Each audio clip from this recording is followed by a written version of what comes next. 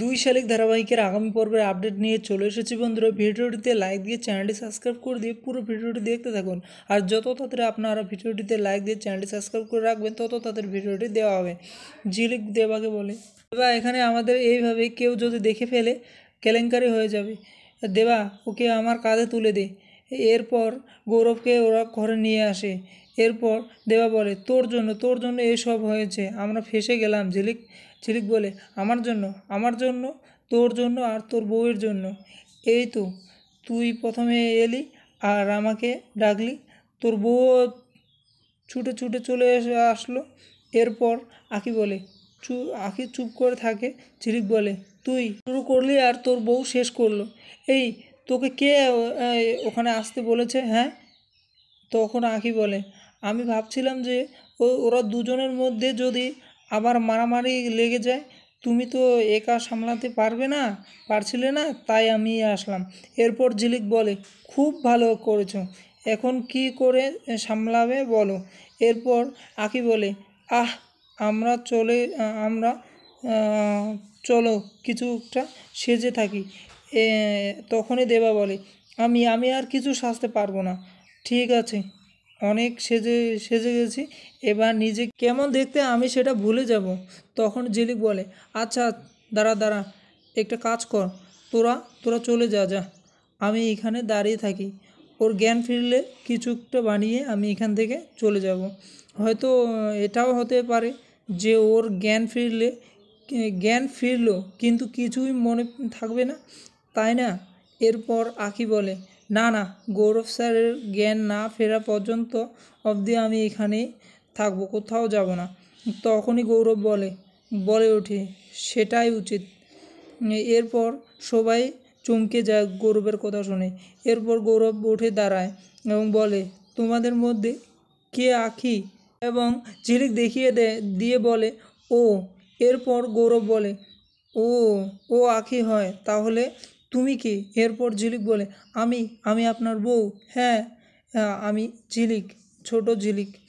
আমি এই বস্তিতে থাকি, আমি এই বস্তির মেয়ে। তখনই গৌরবের মনে অন্য কোনো কথা চলে আসে, আগের কিছু কথা মনে পড়ে যায়। এবং ঝিলিক বলে, আপনি খুব রেগে গেছেন তাই না?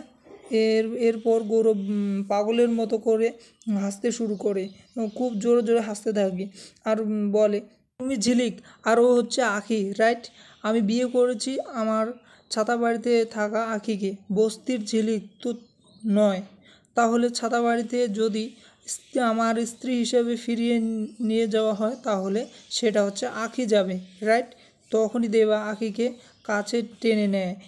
এই কথা শুনে ঝিলিক চমকে যায়। ঝিলিক খুব কষ্ট পায় এবং বলে, এত হাসির কি আছে? এরপর গৌরব বলে, এখন থেকে ছাতা বাড়ির ঝিলিক বস্তিতে থাকবে। এরপর চলে যায়।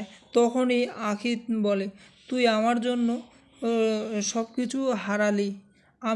দেবা বলে, দেখলি তো মিথ্যে বলার ফল কি হয়, যা পেয়েছিস সব হারিয়ে ফেললি।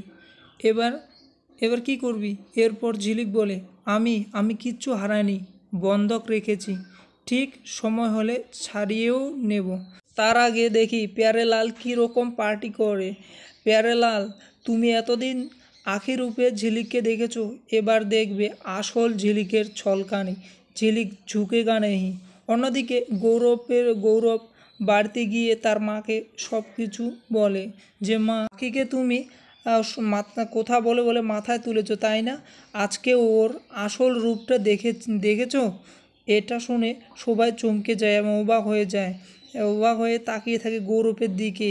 এরপর গৌরবের মা বলে, আমি তো কিছু বুঝতে পারছি না গৌরব গৌরব বলে, বুঝতে একটু দেরি হতে পারে মা, একটু দেরি হবে। আগামী পর্বে আমরা এমনটাই দেখতে পাবো বন্ধুরা, যে ঝিলিক পুষ্পর বাড়িতে গিয়ে বলে, মা, আজকে জোড়া ইলিশ পাবে না, জোড়া মেয়ে পাবে। এটা শুনে তো পুষ্প চমকে যায় এবং বলে, তোর মাথা নষ্ট হয়ে গেছে নাকি রে, যে জোড়া মেয়ে পাবো? আবার কি তুই ডাবল হয়ে গেছিস? একটু পরে আঁখিও চলে আসে। দুজনকে দেখে দুজনকে একসাথে দেখে পুষ্প চমকে যায়। একটু পরে তার বাবাও চলে আসে, ঝিলিকের বাবা আসে, আখির বাবা আসে, সবাই চলে আসে। তো বন্ধুরা, তোমাদের এপিসোডটি কেমন লাগলো প্লিজ মোটামুটি কমেন্টে জানাবেন। নতুন নতুন এপিসোড দেখার জন্য চ্যানেলটি সাবস্ক্রাইব করে পাশে থাকবেন। ধন্যবাদ বন্ধুরা, আজ এতটাই। দেখা হচ্ছে আগামী পর্বের আপডেটে। তোমরা দেখে নিও আর সুন্দর একটা কমেন্ট করে দেবে, তাহলে আমি নতুন নতুন এপিসোড নিয়ে আসবো। ধন্যবাদ।